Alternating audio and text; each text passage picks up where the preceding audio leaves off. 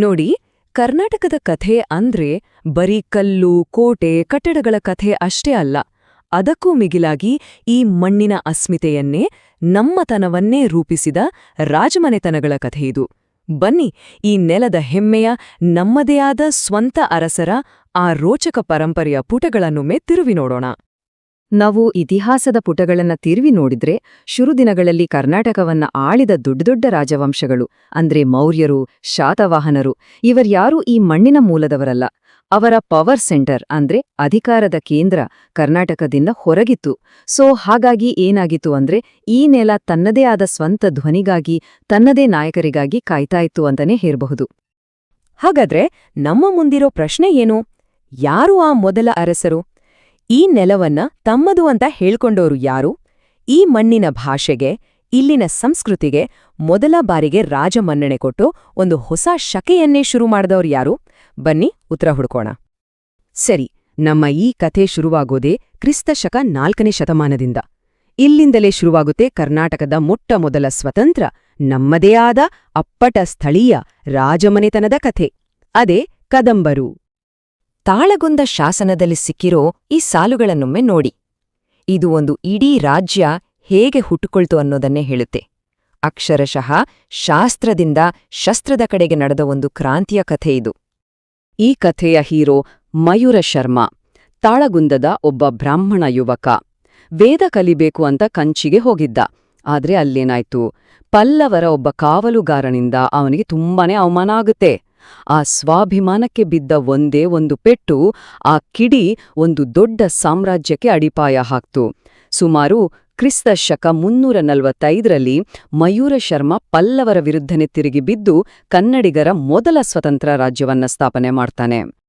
ಕದಂಬರ ಅತ್ಯಂತ ದೊಡ್ಡ ಕೊಡುಗೆ ಅಂದ್ರೆ ಇದೇ ರೋಡಿ, ಹಲ್ಮಿಡಿ ಶಾಸನ. ಶಾಸನ ಅಂದ್ರೇನು? ಕಲ್ಲಿನ ಮೇಲೆ ಕೆತ್ತಿದ ಒಂದು ಅಫಿಷಿಯಲ್ ರೆಕಾರ್ಡ್. ಯಾಕಿದು ಇಷ್ಟು ಇಂಪಾರ್ಟೆಂಟ್ ಅಂದ್ರೆ, ಆಡಳಿತದಲ್ಲಿ ಕನ್ನಡ ಭಾಷೆ ಬಳಸಿದ್ದಕ್ಕೆ ಸಿಕ್ಕಿರೋ ಮೊಟ್ಟಮೊದಲ ಅಧಿಕೃತ ದಾಖಲೆ ಇದು. ಇದು ಬರೀ ಒಂದು ಕಲ್ಲಿನ ಮೇಲಿನ ಬರಹ ಅಷ್ಟೇ ಅಲ್ಲ, ಇದು ಈ ಮಣ್ಣಿನ ಭಾಷೆಗೆ ಸಿಕ್ಕ ರಾಜಗೌರವ. ಕರ್ನಾಟಕದ ಅಸ್ಮಿತೆ ಅನ್ನೋ ಕಟ್ಟಡಕ್ಕೆ ಇದು ಅಡಿಪಾಯದ ಕಲ್ಲು ಇದ್ದ ಹಾಗೆ. ಅಂದ್ರೆ ಒಟ್ನಲ್ಲಿ ಹೇಳೋದಾದ್ರೆ, ಕದಂಬರು ಬರೀ ಒಂದು ರಾಜ್ಯವನ್ನಷ್ಟೇ ಕಟ್ಲಿಲ್ಲ, ಅವರು ಈ ನೆಲಕ್ಕೆ ತಂದೇ ಆದ ಒಂದು ಧ್ವನಿಯನ್ನ ಕೊಟ್ರು. ನಮ್ಮ ಕನ್ನಡವನ್ನ ಆಡಳಿತಕ್ಕೆ ತಂದ್ರು. ಅಷ್ಟೇ ಅಲ್ಲ, ಉತ್ತರ ಭಾರತದ ಗುಪ್ತರಂತಹ ದೊಡ್ಡ ಸಾಮ್ರಾಜ್ಯಗಳ ಜೊತೆ ಸಂಬಂಧ ಬೆಳೆಸಿ ಕರ್ನಾಟಕಕ್ಕೆ ಅಂತ ಒಂದು ಪ್ರತ್ಯೇಕ ರಾಜಕೀಯ ಗುರುತನ್ನ ತಂದುಕೊಟ್ರು. ನೋಡಿ, ಕದಂಬರು ಒಂದು ಅಡಿಪಾಯ ಹಾಕಿದ್ರಲ್ವಾ, ಅದರ ಮೇಲೆ ಸುಮಾರು 1000 ವರ್ಷಗಳ ನಂತರ ಕರ್ನಾಟಕದ ಇತಿಹಾಸದಲ್ಲೇ ಒಂದು ಗೋಲ್ಡನ್ ಏಜ್, ಒಂದು ಸುವರ್ಣಯುಗ ಶುರುವಾಯಿತು.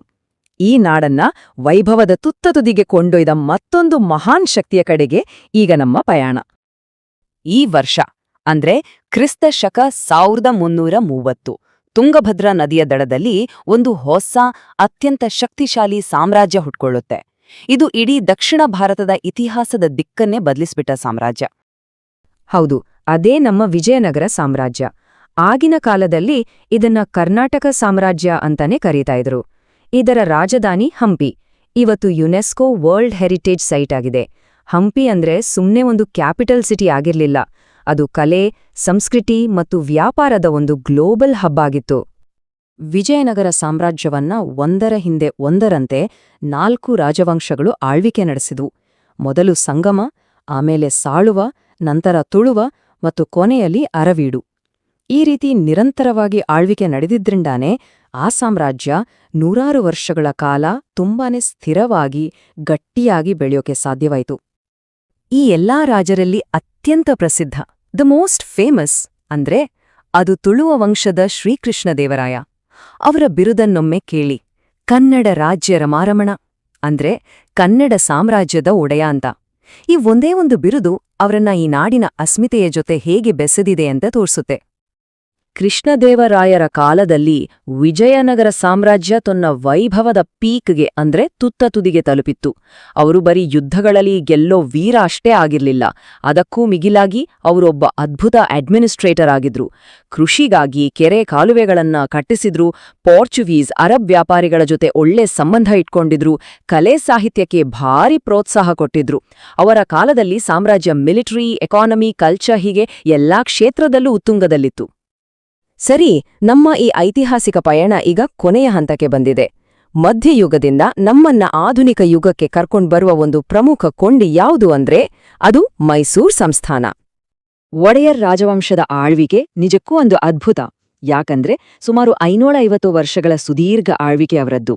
ಯದುರಾಯರು ಸ್ಥಾಪನೆ ಮಾಡಿದ ಈ ರಾಜವಂಶ ಎಷ್ಟೋ ಐತಿಹಾಸಿಕ ಕ್ಷಣಗಳನ್ನ ನೋಡಿದೆ. ಅದರಲ್ಲಿ ತುಂಬಾನೇ ಮುಖ್ಯವಾದದ್ದು ಅಂದ್ರೆ ರಾಜ ಒಡೆಯರವರು ಶುರು ಮಾಡಿದ ನಮ್ಮ ನಾಡ ಹಬ್ಬ ದಸರಾ. ದಸರಾ ಅಂದ್ರೆ ಸುಮ್ನೆ ಒಂದು ಹಬ್ಬ ಅಲ್ಲ, ಅದು ಒಡೆಯರ್ ರಾಜವಂಶ ನಮಗೋಸ್ಕರ ಬಿಟ್ಟೋಗಿರೋ ಒಂದು ಜೀವಂತ ಪರಂಪರೆ. ಇವತ್ತಿಗೂ ಮೈಸೂರಿನಲ್ಲಿ ನಡೆಯೋ ದಸರಾ ಉತ್ಸವವನ್ನ ನೋಡಿದ್ರೆ ಆ ರಾಜವೈಭವ, ಆ ಸಾಂಸ್ಕೃತಿಕ ಶ್ರೀಮಂತಿಕೆ ಹೇಗಿತ್ತು ಅನ್ನೋದಕ್ಕೆ ಒಂದು ನೇರ ಸಾಕ್ಷಿ ಸಿಕ್ಕ ಹಾಗೆ ಆಗತ್ತೆ. ಇದು ನಮ್ಮ ಇತಿಹಾಸವನ್ನ ನಮ್ಮ ವರ್ತಮಾನದ ಜೊತೆ ಬೆಸೆಯೋ ಒಂದು ಸುಂದರ ಸೇತುವೆ ಇದ್ದ ಹಾಗೆ.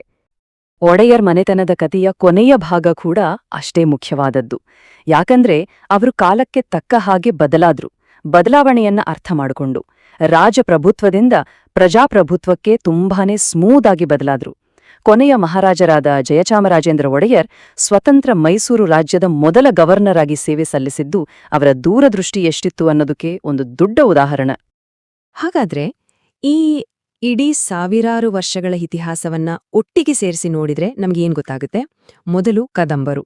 ಅವರು ಈ ನೆಲಕ್ಕೆ ಅದರದ್ದೇ ಆದ ಒಂದು ಧ್ವನಿಯನ್ನ, ಒಂದು ಗುರುತನ್ನ ಕೊಟ್ರು. ಆಮೇಲೆ ಬಂದ ವಿಜಯನಗರ ಸಾಮ್ರಾಜ್ಯ ಅದೇ ಗುರುತನ್ನ, ಅದೇ ಅಸ್ಮಿತೆಯನ್ನ ಜಗತ್ತೇ ಬೆರಗಾಗಿ ನೋಡುವಂತಹ ವೈಭವದ ಶಿಖರಕ್ಕೆ ಏರಿಸಿತು. ಮತ್ತು ಕೊನೆಯದಾಗಿ ಒಡೆಯರು ಆ ಭವ್ಯ ಪರಂಪರೆಯನ್ನ ಜೋಪಾನವಾಗಿ ಕಾಪಾಡಿಕೊಂಡು ಕಾಲದ ಬದಲಾವಣೆಯ ಜೊತೆಗೇ ಸಾಗಿ ಅದನ್ನ ನಮ್ಮ ಆಧುನಿಕ ಯುಗಕ್ಕೆ ಸುರಕ್ಷಿತವಾಗಿ ತಂದು ಮುಟ್ಟಿಸಿದರು. ನೋಡಿ, ಈ 3 ರಾಜವಂಶಗಳು ಸೇರಿ ಸಾವಿರಾರು ವರ್ಷಗಳ ಕಾಲ ಈ ನಾಡಿನ ಕಥೆಯನ್ನೇ ಬರೆದಿವೆ. ಇದು ಬರೀ ಗತಕಾಲದ ಕಥೆ ಅಷ್ಟೇ ಅಲ್ಲ, ಇದು ನಮ್ಮ ಭವಿಷ್ಯಕ್ಕೂ ಒಂದು ದೊಡ್ಡ ಸ್ಫೂರ್ತಿ. ಹಾಗಾದ್ರೆ ಯೋಚ್ನೆ ಮಾಡಿ, ಇಂಥ ಒಂದು ಶ್ರೀಮಂತ ಇತಿಹಾಸ ಇರೋ ಈ ನಾಡಿನ ಮುಂದಿನ 1000 ವರ್ಷಗಳು ಇನ್ನೆಂಥ ಅದ್ಭುತ ಕಥೆಗಳನ್ನ ಹೇಳಬಹುದು.